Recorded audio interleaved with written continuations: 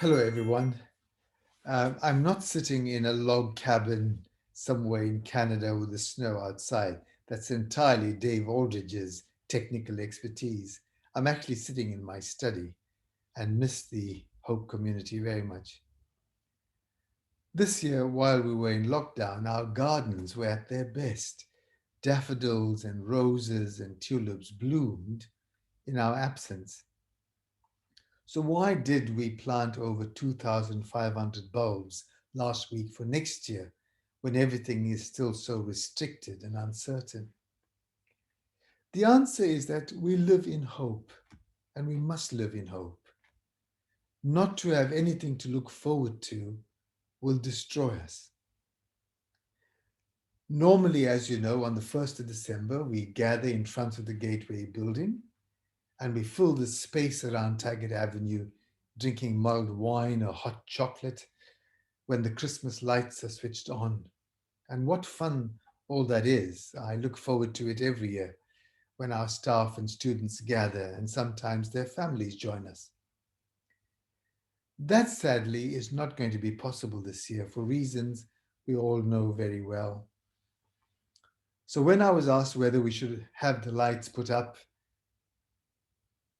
when we all can't be there to enjoy it, my answer was, of course, for the same reasons that we planted the bulbs for next year. Last week, Hindus celebrated Deepavali, and on the 10th of December, it will be Hanukkah, when our Jewish friends will celebrate their big festival. And of course, then will come Christmas. This term is called the Advent term because it means we wait for the arrival of Christmas joy and the birth of the Savior. All three festivals, Deepavali, Hanukkah, and Christmas, are all festivals of light. And that is why Hindus and Jewish folk as well light candles on this day. Rabbi Hugo Grin tells a very moving story of how he and his family celebrated the festival in the concentration camp in 1944. Can you imagine what it was to be in that horrible place, the concentration camps, awaiting death, suffering, unimaginable? And then in the middle of all that, Hanukkah came and his father had to light a candle. And the only way he could do this was by dipping the wick of the candle in the very meager ration of margarine that they were given.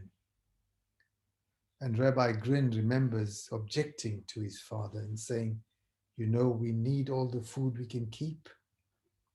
Why do we waste it on a candle?" And he remembers his father saying to him, "Son, you and I have seen that it is possible to live for 3 weeks without food. We once lived for almost 3 days without water. But you can't live," he said, "without hope."